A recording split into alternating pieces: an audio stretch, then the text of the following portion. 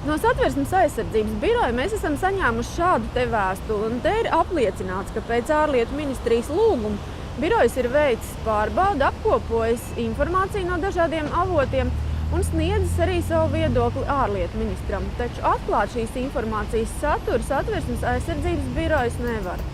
Pēc neoficiāla avotu atstāstiem Gruzijā esam noskaidrojuši, ka Gruzijas iekšlietu ministrija ir nodevusi Latvijai lietas materiālus un ka Latvijā strādājošais Krievijas diplomāts Hapilovs tajos ir minēts saistībā ar atentātu rīkošanu pret Saakašvili.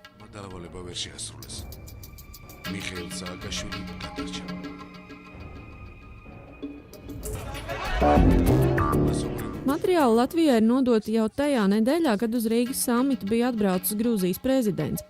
Ko ar dokumentiem darīt tālāk, tas jau ir Latvijas ziņā, un arī Saakašvili lika noprast, ka Gruzija šajā lietā neiejauksies. Не буду конкретно криминальные дела комментировать. У нас очень хорошее сотрудничество с Латвией, так же как с другими странами региона, и на уровне всех наших организаций пусть они занимаются. Uz jautājumu, vai Latvijai jāizraida Krievijas diplomāts, ja krimināllietā Gruzijā viņš minēts saistībā ar atentātu rīkošanu pret Saakašvili, līdz šim esam saņēmuši atšķirīgas atbildes pat no Saeimas Nacionālās drošības komisijas deputātiem. Acīm redzot, tā ir šobrīd, nosauksim to par preses pīli, tad es domāju, ka faktiski Nacionālās drošības komisijas locekļiem šobrīd nevajadzētu domāt par to, kā būtu, jo būtu. Es domāju, ka ja mums būs šī informācija, tad arī domāsim. Es domāju, ka mēs pilnīgi iedosim šo jautājumu ārlietu ministrijai. Būs pamats viņiem uzskatīt, ka šāda persona nevar atrasties Latvijā, tad viņi arī ziņos. Es domāju, ka viņam tas ļoti pieklājīgi ir jāpasaka, ka viņam šeit nav vieta. Protams, ka atļauties uzturēties cilvēkam, kas citās valstīs nodarbojas ar diversijām, mēs nevaram. Tas ir pilnīgi skaidrs. Es negribētu staigāt pa vienu valsti kopā ar cilvēku, kurš varētu būt vainojams pie ļoti smagiem noziegumiem. Tomēr ārlietu ministrija ir tā, kam vienīgajai ir tiesības izlemt jautājumu par kādu aizdomas izraisījušu diplomāta izraidīšanu vai atstāšanu Latvijā, un ministrija uzskata, ka Hapilovs var tomēr palikt.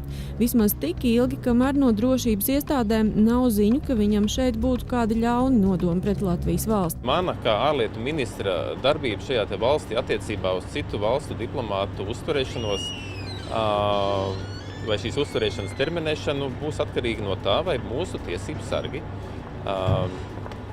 nāks pie manis ar kaut kādām ziņām, informāciju, kas liecinātu, ka šeit ir riski Latvijas valsts drošības interesēm.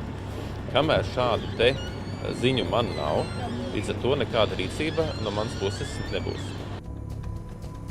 Vairāki ārlietu ministrijas darbinieki neoficiālās sarunās mums ir atzinuši, ka Hapilova lietā nav jēgas lieki kaitināt Krieviju, jo diplomāts jau tāpat ir nonācis starmešu gaismā un viņa darbībām tagad sekos gan sabiedrība, gan slepenie dienesti. Un tomēr, cik operatīvi šie dienesti strādā, varam secināt sarēķinot, ka kopš brīža, kad mūsu raidījumā pirmoreiz izteicām aizdomas par Hapilovu, pagāja vesels pusotrs mēnesis, iekams Satversmes aizsardzības birojs vispār sazinājās ar Gruzijas kolēģiem, saņēma tur ar Hapilovu saistītos dokumentus un informēja par tiem ārlietu ministriju.